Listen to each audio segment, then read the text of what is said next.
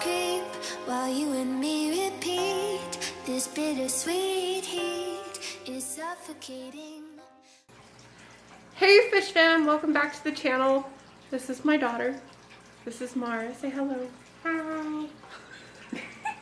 Today she's Monokuma. We are going to do a bit of an update for you guys and show you what we've been up to. Hey guys, welcome back to the fish room. We want to show you what we've been up to this week. Excuse the noise.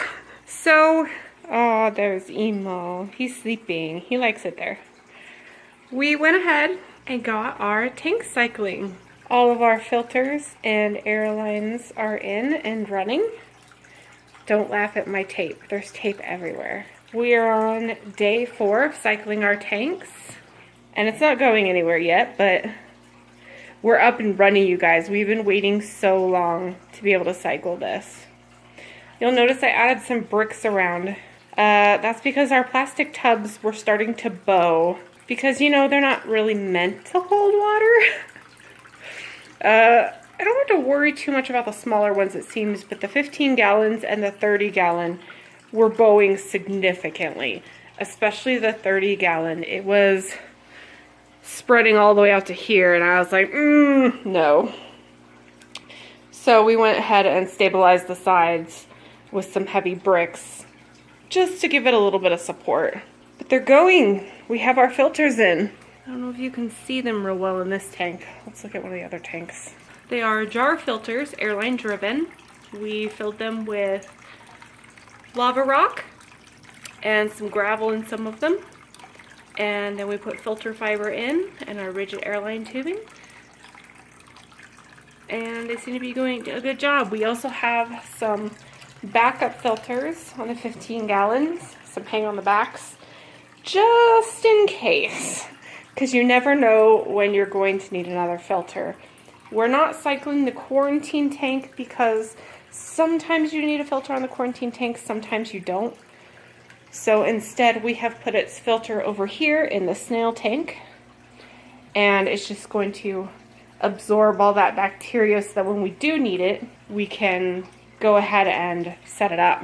Let's see, what else have we done this week? It's been crazy.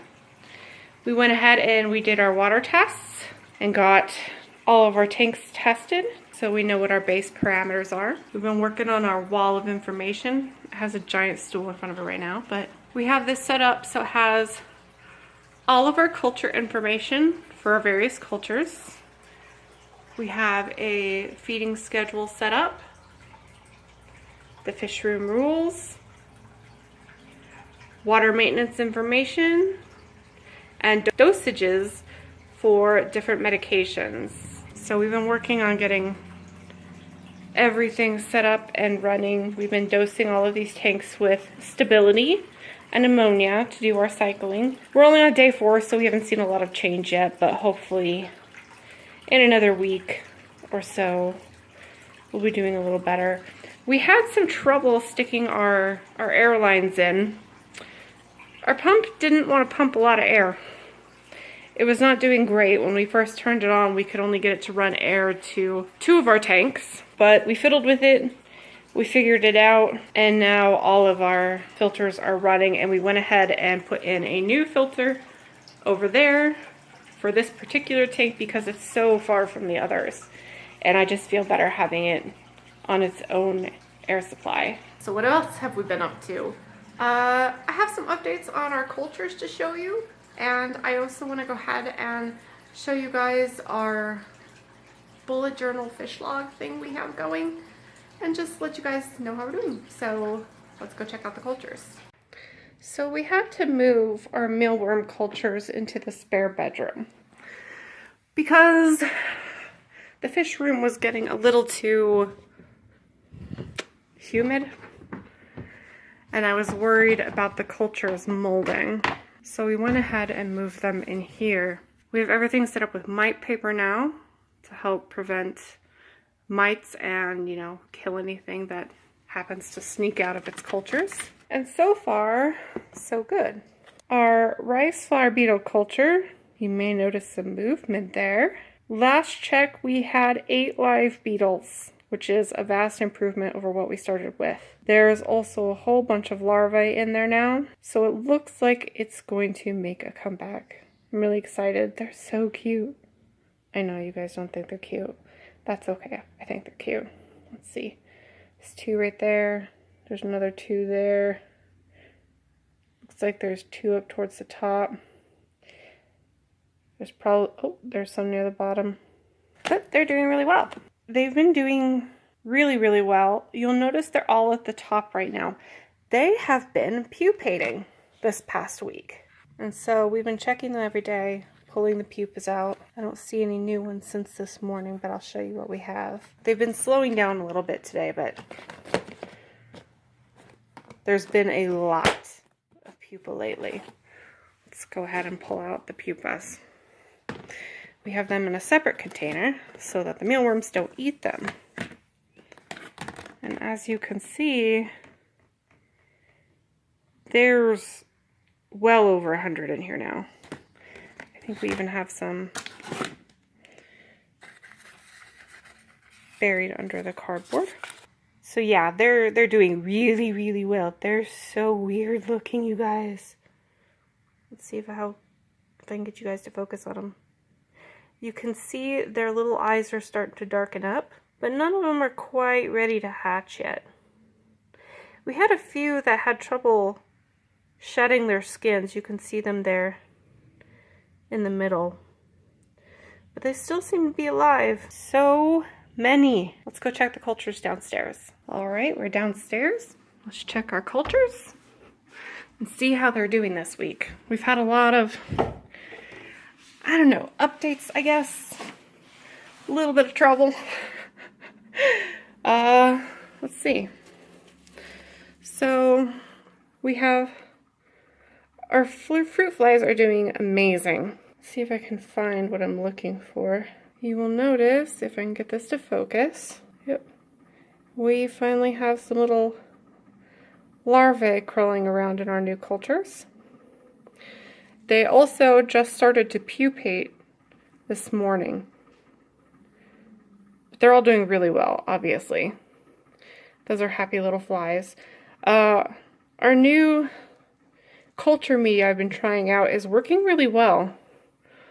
We had to change the recipe because the original recipe was starting to mold. But this one seems to be doing pretty good. And I will happily share that with you guys if you're interested. Let's see, what else do we have in here? Our vinegar eel culture is just doing insanely well. If you guys can see all that cloudiness, those are all the little worms. There's just millions of them at this point. They're doing so well. It's crazy sauce. Our microworm culture, if it will focus, is also doing extremely well. They're crawling well up the sides and even up to the plastic on the top. And this too has managed to not mold yet, which is great. Oh, there's so many of them. It's fantastic. You guys, when we started this adventure with all of these cultures, I was not sure how this was going to turn out. And so far, most of them have been surviving. Our old fly culture is still here. It's super, super gross, but it's still producing flies. Also, it seems like there's microworms in the bottom. I don't know what happened to this culture. I'm still harvesting and freezing the flies out of it, and I will continue to do so until the very last moment I can, but it's really nasty, you guys. It's just liquid now. I don't know what happened to the mealworm that was living in there. He's probably dead. It smells so bad. It's real nasty. But all of our fruit fly cultures are doing very, very well. Let's see. I want to show you guys. Sorry about the weird camel angles. It's really hard to do this one-handed. This is our springtails. Give me a second to open this. They are in here eating moldy rice. If you look really close, you might be able to see some of them moving around. Maybe not. Let's see if we can get a look at the side. There's a bunch of them in here, usually hanging around the water line. Our cultures are now getting into the dozens of springtails. There you go. You can see them all near the bottom. Sorry about the glare. They're just hanging down there at the water line. I check these every morning. Oh, I can't get the focus. Can't do it, you guys. But they've just been eating the same moldy rice now for ages. They seem to love it. It's really gross, but whatever. They're breeding. I've seen a lot of little babies in all three of the cultures. They're doing really, really, really well. They've made a complete comeback from the last time I updated you guys. Now we have the trouble culture. This is our grindleworm culture, and it's debatable, you guys. It's really bad. So you'll notice there's not a lot of worms going on in here. We had to redose with diatomaceous earth. The mites were just getting out of control, and I do think it's helping, because when I checked it out this morning, there weren't any moving in the diatomaceous earth, but instead, let's see if I can get it to focus. Come on, there we go. They're hanging around at the top of the box trying to get away from the diatomaceous earth. They really don't like this stuff. It's supposed to kill them. You might see some around the edges down there where there isn't as much diatomaceous earth. They're hanging out anywhere they can where they don't have to touch this stuff. But I mean, they completely took over this culture. There was just an insane amount of them. And the grindleworms weren't looking so well. I haven't been able to find a lot of them in this culture today. So what I did last night was I went ahead, close. I'm keeping this separate from a secondary culture. I went ahead and made this last night. I sucked out a lot of the live grindleworms I could find, bathed them in some RO water for a long time to hopefully drown any mites that tried to come with them. Washed them off. I microwaved the coconut fiber in this culture to make sure that nothing was living in it. And I went ahead and transferred over all the grindleworms I could find that were still doing okay. And hopefully got no mites. I went ahead and fed them a little bit this morning. It looks like they're finding it. You can see a couple grindleworms here. There's one up there. And so far I haven't seen any mites in the new culture. This is kind of my backup because I'm not quite sure what the diatomaceous earth will do to the grindleworms and the other culture. A lot of people online said that it didn't hurt them. Some people said it did hurt them, but it didn't kill them. Some people said it killed them, so I don't know. So I went ahead and set this one up as backup. And it's a clean culture, and I'm just going to let them grow in there far away from their infested brethren. And then this one, I'm going to keep diatomaceous earth in. I'm going to try and pull out those clumps of mites. And hopefully the grindleworms will survive. But at this point, I don't care because I have the second culture. I'm just trying to find out what works to get rid of these mites. Because I know they don't hurt the grindleworms, but they do compete for their food. And I don't want to starve them out. I want the best culture I can get. So I'm doing what I can, you guys. But all the other cultures are doing extremely well. Everything is just thriving at this point, other than the grindleworms. Which is fine. This is why I got so many different types of cultures, because if I lose one or two, I still have a whole bunch to feed. The flies are doing amazing.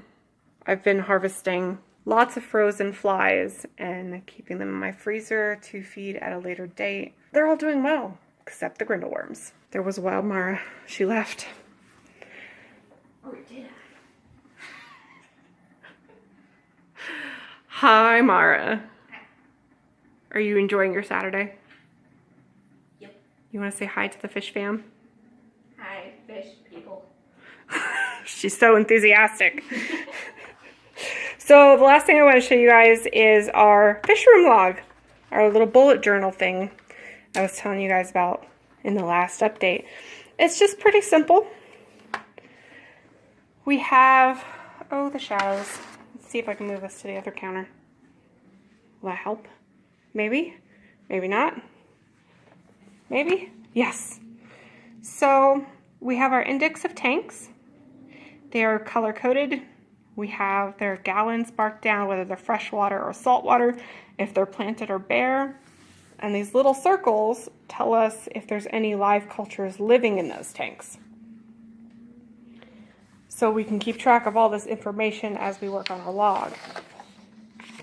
We also have an index of live cultures, our color-coded cultures, and which tanks they're in, whether they're downstairs or upstairs, whether they need to be in the dark or sunlight, their temperature ranges they do the best at, and their extremes.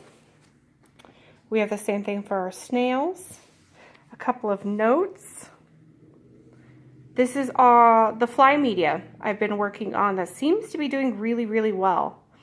It's just a half cup of oats, 1 teaspoon of cinnamon, 1/8 teaspoon of paprika, because paprika helps with the red and orange colors in fish. We have 1/8 teaspoon of yeast. We have 2 tablespoons of apple cider vinegar. This helps with preventing fungus, and the cinnamon helps with the smell, because boy, they smell. Half cup of boiling water. A cut up sheet of paper is what we use for them to crawl around on, and 3 teaspoons of applesauce. It seems to be working really well. You can tell there's a couple things crossed out because this is my second or third attempt at a recipe that will not mold, but this one seems to do well. And when you first set it up, it smells a lot like apple pie. It's so good. I wouldn't eat it, but it smells really nice. And the flies seem to really like it. On this page, we have our fish room set up. So we have a little diagram of all of our tanks. They're color-coded.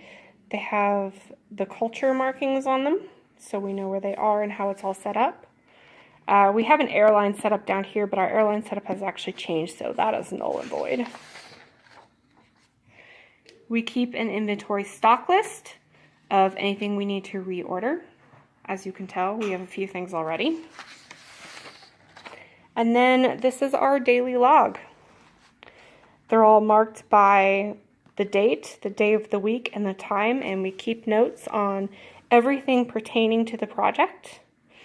And it's color-coded right now for the cultures. It will also be color-coded for the tanks. But for instance, if I want to look up information regarding the grindleworm cultures, I just look for all the blue entries, and I can tell when something came up regarding those cultures, and I can look back and see how they've been doing. We also have our water testing defaults for our tap water and our RO water in case we ever need to compare it to what's in our tanks. More daily log entries. We've been keeping pretty good track. It's real simple, but it's working well for us. It's easy to keep track of our information, and we just bring it around with us when we're doing all of our culture checking every morning or running our water changes.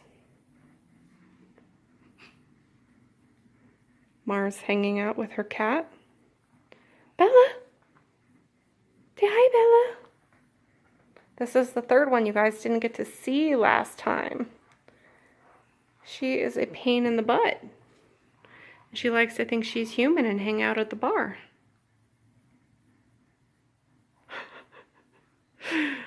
Okay. So that's all for this week, guys. We have a shipment of live plants coming in a couple days, and so maybe we'll do an unboxing and show you guys. We ordered some frogbit, guppy grass, hornwort, redroot floaters, and some marrow moss balls, and we'll see how those come in. But until then, that's the end of this update. Oh, and a big thank you to everybody who's followed the channel lately. We've got a lot more subscribers and we're really happy. We're having fun with this project and it's great to get everybody's comments on what they think and how it's all going. So thank you. Keep it up. Keep leaving us comments. We read them all. See you guys later.